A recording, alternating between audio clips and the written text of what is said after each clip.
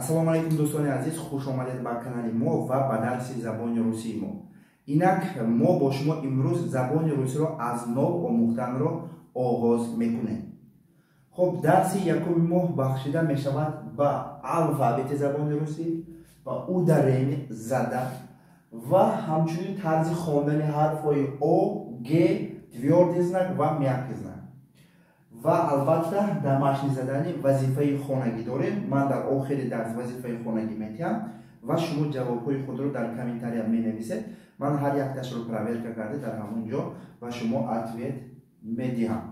Хуб, бо шумо якум барои омӯхтани забони русӣ мо бояд чиҳоро донем. Барои омӯхтани забони русӣ аз нов мо алфавит ва тарзи хондани ҳар як ҳарфи забони русиро дар дохили ҷумлаҳо донем.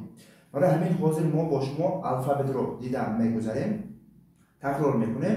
А, Б, В, Г, Д, Е, Ё, Ж, З, И, Е и кратки, К, Л, М, Н, О, П, Р, С, Т, У, Ф, Х, С, Ч, Ш, Ш, твёрдий знак, Ü, мягкий знак, Ю, Я. Бениҳоят хуб. Албатта донед агар такрор шуд, надониста бошад, боз такрор кунед, дар экран маълум аст. Хуб, алфавитро мо бо шумо донистем. Акнун мо ударениро мебинем. Ударени дар забони тоҷикӣ тарҷума мешавад зада. Хуб, зада чи аст? Зада ин маънии тарзи талаффузи ҳарфҳо аст ва вақте ки зада дар ҳарфи а биёяд, яъне он ҳарфе ки дар дохили ҷумла баландтар талаффуз мешавад, ударение дар ҳамон мешавад. Хуб, ман дар дохили дарс забони тоҷикиро, яъне ҳарфҳо, қоидаҳои забони тоҷикиро истифода бурданро камтар мекунам. Фақат бо русӣ мегӯям, фикр мекунам ки ба шумо писанд меорад. Хуб, бубинед. Завтра, завтра. Ударение дар ҳарфи а аст ва ин завтра. А баландтар талаффуз шуда истодааст. Вчера, вчера дар охир аст. Сегодня дар мобаин, ҳарфи оба. Бубинед, ударение метавонад дар пеш, дар охир ва дар мобаин биёяд. Дар пеш гуфта баъд аз ҳарфи з, значит ин пеш ҳисоб мешавад. Хуб, баъд аз ҳарфи з ҳарфи а ҳаст ва ударение дар ҳамин ҷо. яъне ударение метавонад ҳам дар пеш, ҳам дар мобаин, ҳам дар охир биёяд. Ин дар забони русӣ аст. Хуб, дар ин ҷа ду калимаи яхела маълум аст. дида истодед, бинед, навистанаш ҳардушам яхел. Ягон чи дигар нашудааст. Лекин тарҷумааш дар забони тоҷикӣ ва ҳам дар забони русӣ ду намуд аст. Ин хеле бениҳоят зиёд аст. Ман якташро навистам. Албатта шумо ба чӣ мекунем? Ҳозир мебинем. Бубинед, замок ин қулф аст. Қулфе ки дарро қулф мекунед, замок. Дар ин ҷо ударение нест, дӯстони азиз. Дар ин ҷо ударение ягон ҳарфа нест. Замок без ударения. Ҳама ҳарф як хел талаффуз шуда истодааст. Хуб, замок, замок. Ударение дар ҳарфи а. Дар ин ҷо тарҷума мешавад қалъа. Хуб, замок, қалъа. Вақт барои он ки ударение дар ҳарфи а аст ва ҳарфи а баланд талаффуз шуда истодааст, ҳарфи о умуман талаффуз нашудааст. Талаффуз шуда истодааст, лекин бениҳоят паст. ва барои ҳамин ҳам маънии гап дигар шуд ва қалъа қулф. фикр мекунам ки ин ба шумо фаҳмо ҳаст. албатта фаҳмо бошад агар албатта дар забони русӣ бо ҳарфҳои мисли забони тоҷикӣ ки дар алфавити забони тоҷикӣ гласни ва согласни аст, яъне саданок ва ҳамсадо. албатта дар забони русӣ нест. ҳамахел чиз вуҷуд дорад, дӯстони азиз. хуб, гласниҳо ҳарфи а, о, у, э, и ва ӯ. ҳамин шашта ино гласни ҳастанд. хуб, албатта инҳоро мо ҳозир тарзи хонданашро ба шумо гуфта мегузарам. акнун ба ин ҷо назар кунед ва ба тарзи хондани ҳарфи о. бениҳоят зиёдтӣ омӯзандаҳои забони русӣ дар ҳамин тарзи хондани ҳарфи о ва ҳарфи г бениҳоят мушкил мекашанд барои истифода бурдан дар дохили ҷумлаҳо тарзи барои хондан. хоб ман ба шумо гуфта мегузарам дар 60% дар 60% дӯстони азиз дар 60% ҳолатҳо ҳарфи о дар пеш агар пеш ба бошад мана дидед пеш ба ҳамаш дар пеш сета дар пеш дигараш дар мобайл ҳам ҳаст. хоб дар пеш биёяд агар дӯстони азиз бо тарзи ҳарфи а талаффуз мешавад. а талаффуз мешавад ва ин қоидаи нест ки гӯем ки дар ҳама 60% значит 40% дигар ҳарфи о мисли о талаффуз мешавад дар ҳолати худаш. ва бубинед дӯстони азиз ҳарфи о на танҳо дар пеши ҷумлаҳо ояд агар а талаффуз мешавад, балки дар дуюм дар охир дар мобайн биёяд ҳам а талаффуз мешавад. мисол бубинед отес нависта шудагӣ аст. отес падар ҳамин тавр аст. хоб падар нависта шудааст отес, лекин мо инро мехонем атес. атес ахт талаффуз мекунем. хоб они навистагӣ яъне онҳо мо талаффуз мекунем ани. ани хоб ҳарфи ахт талаффуз мешавад. хоб дар ин ҷа дидед она навистагӣ аст. албатта ман талаффуз карда истодам чихел ки аст ҳама хел хандовар мумкин барои яхло хандовар аст, лекин барои шумо фаҳмиданатон ман чихел ки аст або талаффуз карда истодам. она талаффуз нависта шудааст, лекин тарзи талаффузаш ана аст. албатта бениҳоят ҷумлаҳои бениҳоят содда аст. хостам ки дарси якумро бо ҳамин ҷумлаҳои содданок ба шумо фаҳмонам. хоб бубинед об вада нависта мешавад вода. вода, лекин мо инро дар вақте ки талаффуз мекунем вода намегӯем. вада ҳарфи о низ дар инҷа а талаффуз мешавад дӯстони азиз. вада городок. городок гарадок. гарадок дар инҷа низ гарадок а ва ин дар ҳолати худаш мемонад. бубинед дуюм омад ва мобайн бо омад ҳам ҳарфи о а талаффуз шуд. хоб акнун ҳарфи геро мебинем. ҳарфи г дар кадом ҳолат в хонда мешавад. албатта бениҳоят зиёдиҳо хато мекунад дар инҷа. хоб ман ба шумо ҳозир гуфта мегузарам дар кадом ҳолат ҳарфи г в хонда мешавад. пеш аз ҳарфи о биёяд агар пеш аз ҳарфи о хоб ва пеш аз ҳарфи о биёяд мо дар ин ҳолат мехонем в. мисол мана инҷа бинед сегодня навистагӣ аст, лекин мо мехонем талаффуз мекунем сегодня в. сегодня бинед таво хонда мешавад, лекин навистанаш того. того таво хонда мешавад. таво. хоб его ба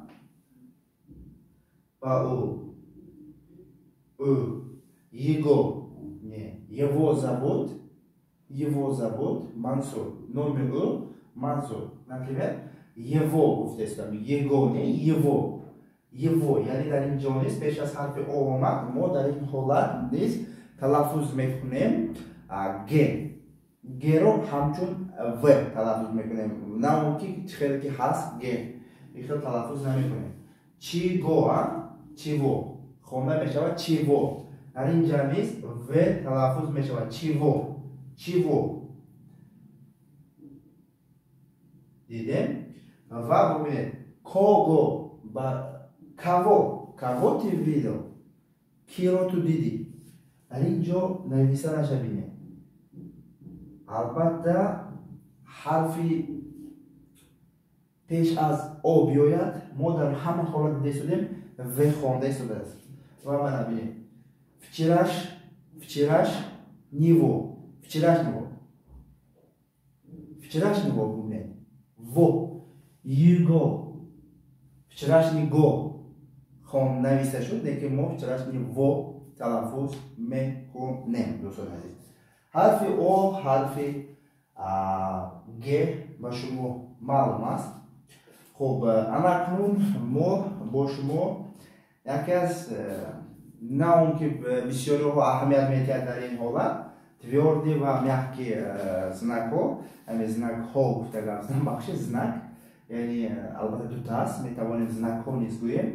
хуб, твёрди знак и мягки знак дар забони русӣ чӣ хел кас, дар забони тоҷикӣ мягки знак нест, лекин твёрди знак ҳаст. хуб, ҳозир мо бо шумо дида мегузарем, вақте ки мо дар мактаб мехондем, омӯзгори мо мегуфт ки шаш мегуфт. шаш мегуфт. Инашро мисол уро 61 мегуфт. мо мефаҳмем ки чтобы мо фаҳмем. ва манам ба шумо кӯшиш мекунам ки алифе бо содда чизҳо фаҳмонам. хуб, бубинед дӯстони азиз, твёрди знак пеш аз ҳарфҳои е, ё, ю, я нависта мешавад. пеш аз ҳарфҳои е, ё, ю, я нависта мешавад. Подъезд, подъем, объект, субъект. Диде шуда дӯстони азиз, пеш аз ҳарфи е, ё, ю, я нависта мешавад. хуб, подъезд, подъем, объект, субъект. диде шуда дар ҳама ҳолат чӣ хеле ки дар ҳамҷо гуфтам, е, ё, е. албатта пеш аз ю ва я низ нависта мешавад. ва дар ин ҳолат мо мебинем ки чӣ хел шуда истодааст. акнун мо бо шумо мягки знакро мебинем дӯстони азиз. мягки знак ду вазифаро иҷро мекунад. мягкаст, яъни тарзи талаффузи ҷумлаҳоро соддатар мекунад ва ҷумлаҳоро аз якдигар ҷудо мекунад, яъни ду вазифаро иҷро мекунад. хуб, бубинед, дар инҷа угл нависта шудагӣ аст ва ин маънии ду маъно дорад. угл ин чист? ин ангишт аст. ангишт. угл ин кунҷи девор, кунҷи хона, угл дома, угл мира, мисол чети дунё, яъни кунҷи дунё, ҳамин хел. ва бубинед ки мягки знак мебинед дар тамоми феълҳо дар забони русӣ бо мягки знак сар мешавад ёки бо мягки знак тамом мешавад ёки дар охир мягки знак дорад, яъни дар дурунаш мягки знак дорад. ин бениҳоят ҳарфе ки бениҳоят зиёд истифода бурда мешавад дар забони русӣ. хуб, мебинем пеш аз ҳарфҳои е, ё, и, ю, я ояд агар дар он ҳолат ҷумлаҳоро ҷудо мекунад. мебинем ружьё, семья. ҳичи ҳис накардед, лекин хубтар аҳамият диҳед. семья, сем ҷудо, я. ружьё, яъни руж ин адени, ё адени талаффуз шуда. ружьё ҷудо мекунад, яъни дар ин ҳолат вазифаи ҷудо кунандаро бозида истодааст. дидем дӯстони азиз, бо шумо ударение, алфавит, гласни, тарзи хондани ҳарфи о ҳамчун а, тарзи хондани г ҳамчун в, тарзи хондани ҳарфи твёрди знак, тарзи хондани ҳарфи мягки знак. фикр мекунам ки ин дарс ба шумо фаҳмо аст. албатта агар дарс фаҳмо набошад ва саволҳо пайдо шавад, дар комментария ҳатман нависед. ҳар як часте ки дар забони русӣ шумо мушкилӣ мекашед, яъни азоб мекашед, ҳалли он части забони грамматикаи забони русиро ҳал кардан ба ёки бояз ягон ҳолати дигар, албатта дар комментария нависед. ман дар ҳамон проблемаҳои шуморо дар дарсҳо гуфта гузаштан ба кӯшиш мекунам. анакнун дӯстони азиз, мо мегузарем аз ҳама главни част ин домашни задание, яъни охирон части мо домашни задание аст. домашни задание ба шумо дӯстони азиз چی است؟ دمش زدن از همین درس امروز انگیومو و شما وظیفه خونگی است. یعنی با حرف او، با حرف گ، با حرف تвердый знак و мягкий знак، یعنی در داخلی هم جمله ها نویسید که مثل اتیز، انی، вода, городок, того, чего, подъезд, угол همین نویسید که همین حرفا در داخل همونو باشد. یعنی مثال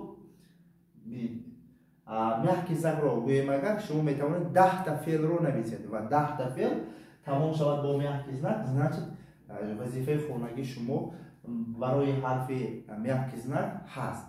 البته تвердый знак هم به نهایت حرف جمله ها بسیار است، یافته نمی‌نویسید و حرف گ خیلی که و خوانده میشود این خیلی ها هم به نهایت زیاد است، اینها را نیز می‌نویسید. البته حرف او مثل ا خوانده میشود، این خیلی راحت نیست، چقدر که دانید البته نویسید. این برای هم برای من هم برای دیگرها که زبان رسول نو آموخته شده است. اگر شما دانید و همین ها رو نویسید، ببینید من باز هم شاید که فهماندم کوشش میکنم. ببینید وظیفه شما حرف او با 3 دانه مالی 3 دانه جمله نویسم. مثلا من اتیس، انی، انا نویسم. همین 3 تا این وظیفه خانگی من بود. من نویسم حرف او با اتیس، انی، انا. شما انا 3 تا دیگه نو می نویسید، از اینجا نباشد. 3 تا دیگه با حرف گ می نویسید که البته وقتی خونده شود و وظیفه خانگی اجرای وظیفه خانگی من همین بود. تاو، یو، چیو. من وظیفه خانگی رو با حرف گ اجرا کردم. تاو، یو، چیو. خب استفاده میبرید 3 جمله می نویسید که در داخلش تвердый знак باشد. подъем، подъезд، подъем، البته подъезд و объект. این وظیفه خانگی من با حرف تвердый знак بود. خب mягкий знак. وظیفه خانگی من 3 تا نوشتن است. угол، ружье، семья. وظیفه خانگی من برای حرف mягкий знак بود اجرا شد. شما نیز با همه 3 تایی البته نویسید. کوبت البته چقدر کوبت اگر در زبان روسی جستن این به نهایت کاری خوب است. یعنی وظیفه هر یک دانشجو میگن، دانشجو یعنی نه اون که استودنت رو در نظر دارد. دانشجو این شخصی که دانش آموخته شده است، وظیفه او خفتن است، جستن. البته شما نیز کوبت و وظیفه خانگی رو اجرا کرده در کامنتار نویسید، به نهایت خرسند میشوم و من هر یک کامنتار شما رو پروایت کرده جواب رو در خود کامنتار یا که اون پرابلم باشه در ویدیو در درس دوم خداوند جواب دادن به کوشش میکنم. خب دوستان عزیز، با همه شما تشکر زیاد. برای ما میخواد کانال کلام رو قطعی ما شده ایستادید و همین قرار باز با ما هستید و البته ویدیوهای ما رو یگان تشکر نگذارنده تماشا میکنید، دستگیری میکنید. با همه شما تشکر زیاد. درس امروزه ما در همینجا به آخر میرسد و البته برای درس های دیگر رو برآوردن لایک های خود رو دریغ ندارید و لایک مانید. دوستان عزیز، من با شما لطف‌الله علم رادف بودم. تا درس های دیگر در پناه خدا باشید. خود و نزدیکانتان رو احتیاط کنید. خیر.